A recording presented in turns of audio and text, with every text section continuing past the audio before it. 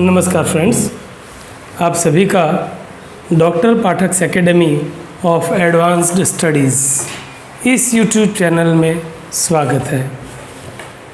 इस YouTube channel में आप English literature, language, communication, grammar और इंग्लिश में भी रिसर्च मेथोडोलॉजी, इन सब का व्याख्यान सुनेंगे।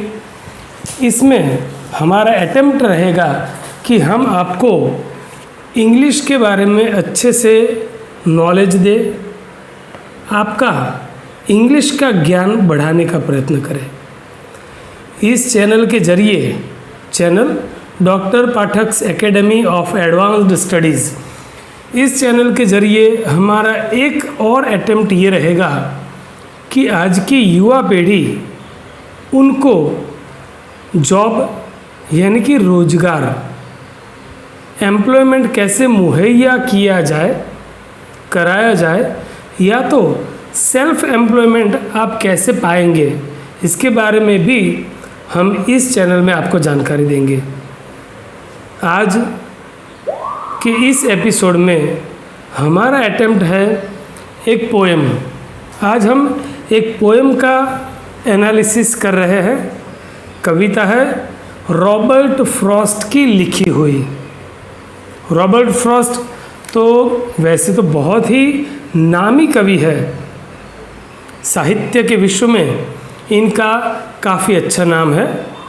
जो इतनी सुंदर कविता इन्होंने लिखी है, that is stopping by woods on a snowy evening.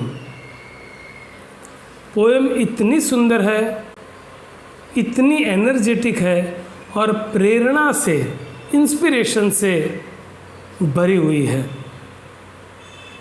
इस कविता में गोल, लक्ष्य, उसके बारे में इतनी बेहतरीन बात कवि ने की है कि इसको पढ़ के इसके अंदर रहा हुआ संदेश को, मैसेज को जान के, समझ के हमारे वड़ा प्रधान, स्वतंत्र भारत के सबसे पहले प्राइम मिनिस्टर श्री जवाहरलाल नेहरू, वो इतना प्रभावित थे कि उन्होंने इस पोएम को अपने टेबल के ग्लास कांच के नीचे रखी थी, ताकि कहीं पे भी, कभी पे भी अगर अपने लक्ष्य से कहीं पे वो डाइवर्ट होते हैं, अपने लक्ष्य को भूलते हैं, तो ये कविता रॉबर्ट फ्रॉस्ट ने लिखी हुई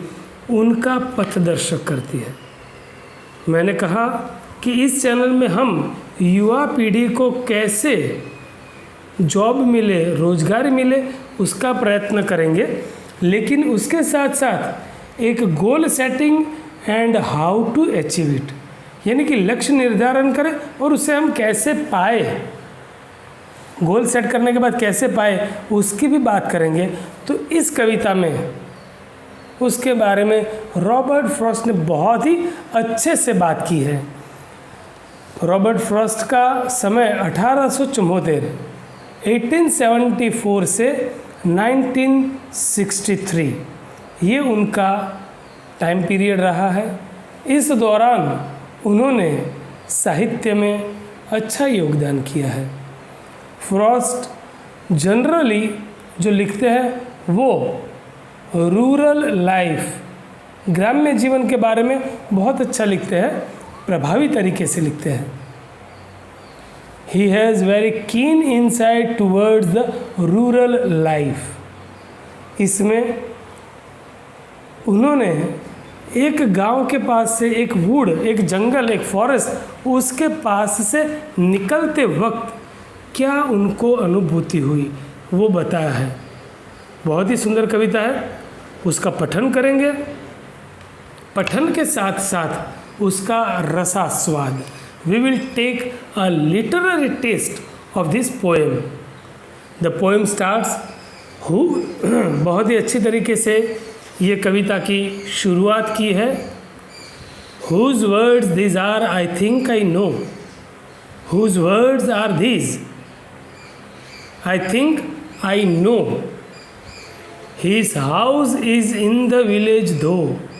His house is in the village though. He will not see me stopping here to watch his woods fill up with snow. Woods कैसे है? यानी कि the poet he is travelling, वो कहीं पे जा रहे हैं. And there comes the spirit. Poetry is a spontaneous overflow of powerful feelings recollected in tranquillity. Right. तो कविता क्या है, इसके लिए बहुत ही बेहतरीन तरीके से यहाँ पे इन्होंने दिखाया है कि ही इज़ जस्ट ट्रैवलिंग, वो कहीं पे जा रहे हैं. And during this journey that comes to his mind whose woods these are I think I know. Whose woods these are I think I know. His house is in the village दो. यानी कि बहुत अच्छी तरीके से कहा है कि ये जो वुड्स जो है किसके है, आई थिंक आई नो, यानी कि शायद कहीं पे मुझे पता है कि किसके है. He will not see me stopping here. उसके वुड्स, उसके बाहर, उसके किनारों पे मैं खड़ा हूँ. ही विल नॉट सी मी, वो मुझे नहीं देखेगा. To watch his woods fill up with snow. कैसे है उसके woods fill up with snow, हिमाच्छादित. उसके वुड्स पे बर्फ़ छाई हुई है, बर्फ़ की परत पूरे वुड पे जमी हुई है, वुड्स पे, फॉरेस्ट पे जमी हुई है. My little horse must think it queer. My little horse must think it queer to stop without a farmhouse near. Between the woods and frozen lake, the darkest evening of the year. यहाँ पे बहुत ही सुंदर तरीके से अगर आप देखें तो बहुत ही बेहतरीन तरीके से यहाँ पे राइमिंग भी दी गई है. राइमिंग स्कीम बहुत ही अच्छी तरीके से रॉबर्ट फ्रॉस्ट ने यहाँ पे देने का अटेम्प्ट किया है, प्रयत्न किया है. AABA जहाँ पे मतलब whose woods these are I think I know. His house is in the village though. He will not see me stop here to watch his woods full up with snow. Know though. Fourth line में there is once again snow. तो rhyming दी है. My little horse must think it queer to stop without a farm house near. यानी कि he is riding a horse. The writer is riding a horse and the horse think it strange and unusual. During the travelling the horse just goes on walking. But suddenly when the poet stops near these woods, so यहाँ पे इस horse को मतलब सफ़र अच्छे से चल रहा है, ही इज़ ट्रैवलिंग, वो जा रहा है, लेकिन अचानक रुक जाना. तो नेचुरली इस हॉर्स को कुछ स्ट्रेंज लगा कि stop without a farm house near. मतलब कि अगर लंबी सफ़र है, लंबे सफ़र में कहीं पे शायद थकान की वजह से पोएट ने अपने हॉर्स को रोका हो, लेकिन हॉर्स ने देखा कि कहीं पे भी फार्म हाउस नहीं है इर्द गिर्द, फिर भी क्यों रुक गए. Between the woods and frozen lake. Wood है एंड फ्रोजन लेक, यानी कि between the woods and frozen lake the darkest evening of the year. शाम का माहौल है और हम सब जानते हैं कि जाड़ों के मौसम में शाम जल्दी होती है, सनसेट जल्दी हो जाता है और उसी की वजह से आसमान से जो डार्क आवर्स शुरू होते हैं जो तो ये यहाँ पे है, ये कहा कि between the woods and the frozen lake the darkest evening of the year, पूरे साल की सबसे डार्केस्ट घनेरी अंधेरी शाम ये है। He gives his harness bells a shake. He gives his harness bells a shake. Horse घोड़ा जो है हार्नेस बेल्स, उसकी गर्दन पे जो घंटियाँ लगाई गई है उसे शेक, यानी कि ये उसे हिलाता है। क्यों हिलाता है? To ask if there is some mistake, to ask if there is some mistake, यानी कि अचानक रुक गए, क्या कहीं पे कोई गलती हुई है। The only other sounds the sweep of easy wind and downy flake, यानी कि हार्नेस बेल्स को एक शेक दी, घंटियों की आवाज़ आई और उस आवाज़ के अलावा the only other sounds the sweep of easy wind and downy flake, यानी कि अब पूरे माहौल में इस हॉर्स के हार्नेस शेक की वजह से घंटियों की जो आवाज़ आई, सिर्फ वो आवाज़ और जो हवा चल रही है उसकी आवाज़, उसके अलावा माहौल में कोई और आवाज़ नहीं है। The woods are lovely dark and deep but I have promises to keep and miles to go before I sleep and miles to go before I sleep. So the last quatrain, the last quatrains 4 4 4 4 16 lines की ये जो sonnet है उसमें ये आखिरी क्वार्टरिन है जिसमें पूरी पोएम, पूरी कविता का हार्द आपको मिल जाएगा। इतने सुंदर तरीके से जो बताया है कि whose woods this are I think I know, his house is in the village though he will not see me stopping here to watch his woods fill up with snow. My little horse must think it queer to stop without a farmhouse near. Between the woods and frozen lake, the darkest evening of the year, he gives his harness bells a shake to ask if there is some mistake. The only other sounds the sweep of easy wind and downy flake. The woods are lovely.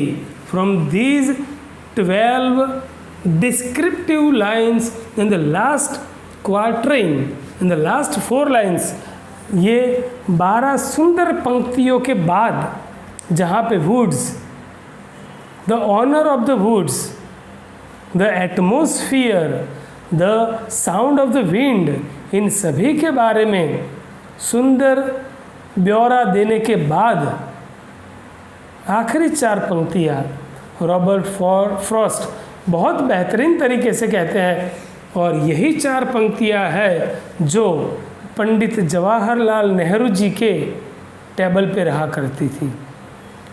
The woods are lovely dark and deep but I have promises to keep and miles to go before I sleep and miles to go before I sleep. So, तो ये woods कैसे रहे हैं?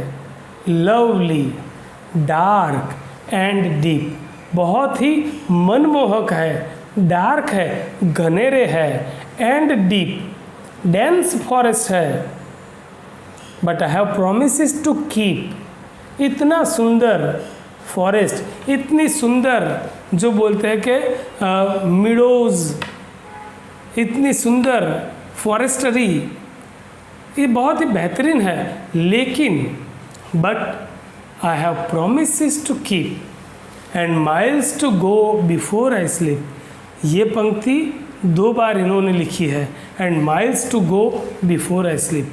बेहतरीन तरीके से कहा है क्या? I have promises to keep. Promise, प्राण जाए पर वचन न जाए, वचन, promise, promise is to keep, and this is the most important thing, to give a promise and to keep it. Promise is to keep. और बेहतरीन तरीके से पोएट ने ये कहने का शायद प्रयत्न किया है कि मैं प्रॉमिस करना चाहता हूँ, किसे? तो जिसे मैंने प्रॉमिस किया है, टू कीप द प्रॉमिस, उस प्रॉमिस को पालना है, वचन को बरकरार रखना है, उसे मेंटेन करना है। और चीज़ ये है कि प्रॉमिस खुद को दो, अपने आप को प्रॉमिस दो खुद की सुखाकारी के लिए, फॉर वंस ओन गोल्स, खुद के लक्ष्यों के लिए अपने आप को प्रॉमिस दो, प्रॉमिस करो, एंड कीप दैट प्रॉमिस। क्या कहते हैं? And miles to go before I sleep, and miles to go before I sleep. Sleep यानी कि सोना, नींद लेनी, टू हैव अ नैप। लेकिन पोएट जो यहाँ पे कहते हैं miles to go before I sleep, यानी कि मृत्यु के आगोश में हम पहुँच जाए उससे पहले प्रॉमिसेस टू कीप। मुझे मैंने प्रॉमिस की है, बहुत ही वचन दिए हैं, and I have to keep all those promises. So this is a nice poem written by Robert Frost. This poem can be read as an allegory on the journey of life. Journey of life उसकी ये बेहतरीन एलोगरी है, जिसमें sleep, नींद की बात की है, वो है मृत्यु। और मृत्यु आए, मृत्यु की आगोश में हम समा जाए उससे पहले हमें बहुत से प्रॉमिसेस जो हमने खुद से किए हैं, और अगर नहीं किए हैं तो कर दीजिए, करने चाहिए। एंड ये प्रॉमिसेस, इन वचनों को हमें रखना है, उसे पालना है, उस पर हमें खरा उतरना है। So this was the nice poem by Robert Frost, stopping by woods on a snow evening. दूसरे एपिसोड में ऐसी ही किसी सुंदर कविता को लेकर मैं आपके समक्ष उपस्थित होऊंगा। इन बिटवीन मेरे YouTube चैनल पे तकरीबन 15 से 20 एपिसोड्स लिटरेचर को लेकर, लिटरेरी वर्क को लेकर हुए हैं। Goal setting and how to achieve it, personality development, career setting, उस पर कैरियर मैनेजमेंट, कैरियर गाइडेंस, उस पर 2-3 लेक्चर्स हुए हैं। This is my sincere request, आप सबसे विनती है कि वे पूरे एपिसोड्स आप देखें, वक्त निकाल के देखें, शुरू से अंत तक देखें, तभी आपको सही ज्ञान उसमें से मिलेगा। So keep watching my channel, watch it, watch the episode up to the end, like it, subscribe it, share it, हर एक के साथ शेयर करें। संस्कृत सुभाषित है ना, व्यय कृते वर्धत एवं नित्यम विद्याधनम सर्वधन प्रदान, तो इसे व्यय करें, हर एक में इस ज्ञान को आप बांटें। तो इसे सब्सक्राइब करें और कमेंट बॉक्स में भी अपने कमेंट्स ज़रूर डालें, ताकि इस चैनल में आने वाले एपिसोड्स को हम बेहतरीन बना सकें, युवा पीढ़ी के उपयोग के लिए बेहतरीन सामग्री दे सके। Thank you very much.